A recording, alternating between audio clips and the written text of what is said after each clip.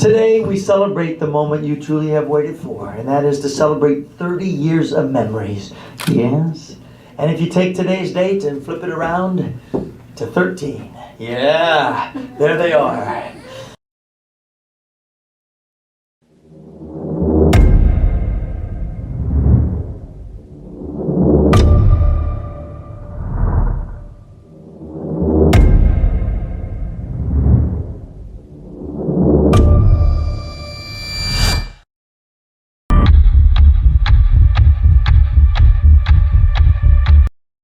Hello everybody. So today we're going to start a new series. This will be the first one where we look at past cases, and it could be anything: murder cases, horror cases, any type of cases that were in the press and kind of garnered a lot of interest from people. We're going to be looking at kind of giving you an update as to where those involved are. Today's first case, we'll be talking about the House of Horror children, the Turpin children, the 13 children that were left in their home and held captive by both parents, David and Louis. So we're going to talk about them today. I'm going to give you a little bit of an extract of the case, what happened. So we're going to talk about those 13 poor children, the people that they expected to love and protect them. Instead, they were tortured, abused, and severely neglected. Several pictures and videos of the condition in which the children lived and were eventually found by cops who raided their home drew several gasps from the public, including myself. You ask your question, how can parents leave their children in this type of condition? The children were regularly chained, put in cages, tied up with ropes like animals. So the environment was so dirty and repugnant that authorities that entered the house that day had to hold their breath so as not to breathe in the stench of human excrement and rotten food everywhere. These children, you can imagine, were just running around, playing as children do. That's even if they had the strength, because apparently they were all underweight, through to starvation, so they weren't growing properly, probably had difficulty even walking properly, and talking. Basic human interaction, a lot of them found difficult to do because of the malnutrition they suffered in modern day America. The parents would regularly binge on fast food, and just to even torture the children even further, they would leave that type of food lying around to tempt the children, possibly tempt them enough that if any of them touched it, they knew the type of punishment they would get, probably being chained up again, which some of the sisters have come out to say that they were chained up sometimes for days. So they would have all this food lying around and forbid the children from touching the food. Can you imagine that? Having delicious sweet foods lying around, and expecting children not to actually grab and even taste some of it. But the children, I can imagine, probably didn't dare touch it because they knew what the consequences would be if they even attempted it. The children were allowed to eat once a day, and very little at that.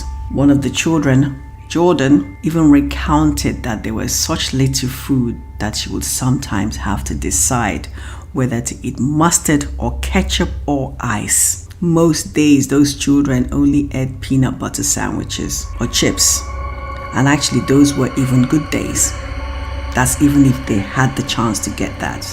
I can imagine that they probably were even excited if they even got peanut butter sandwiches. That would excite them because that's food. It's better than having to eat ketchup or mustard. When they were found, the children were filthy and the smell of months of caked on dirt.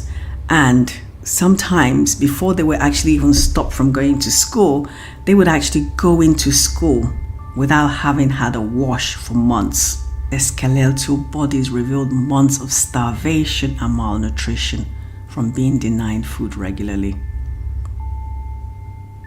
Even the smallest one, they were covered in bruises.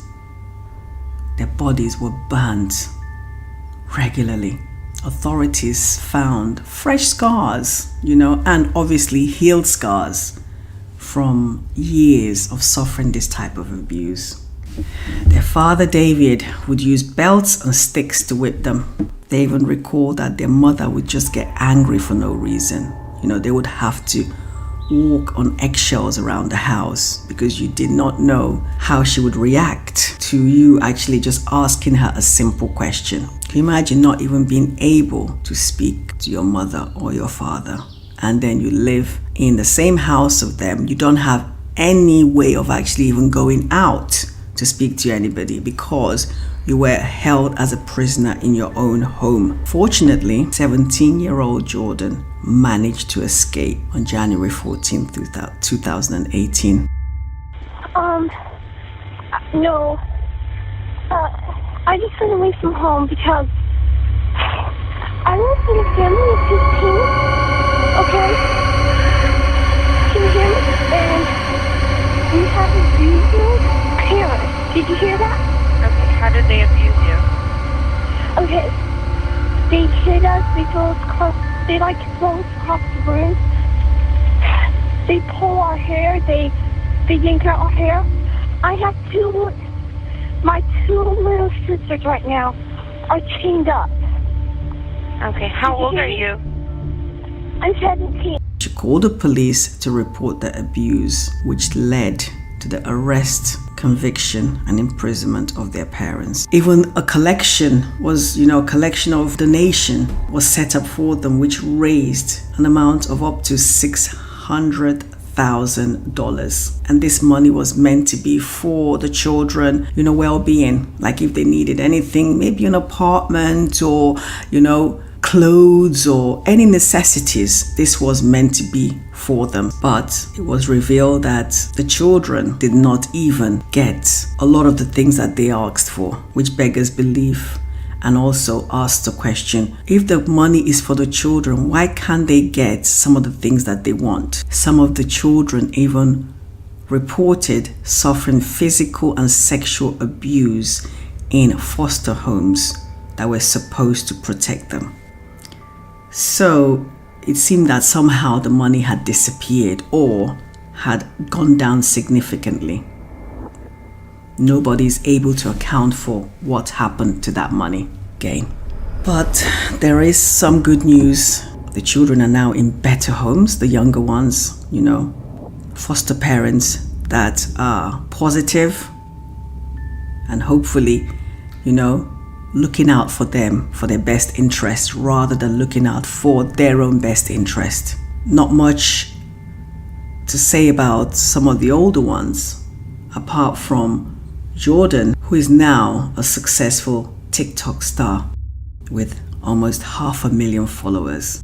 She has even performed dance videos with some huge TikTok stars, such as Charlie D'Amelio and Lauren Gray. Hopefully those performances will give her the exposure she needs, make some money, which she says she is, and she's using that money to treat her younger ones. Let's all just have these children in our prayers and our thoughts. Thank you guys. That's my update so far, and I will carry on updating you on other past cases, and if I have more on this case, I'll definitely do an update as well. Thank you for listening and hope to see you soon for the next one. Let me know if there is a case that you're interested in and you want me to do an update, okay? And I'll definitely look into that. Thank you. Bye-bye.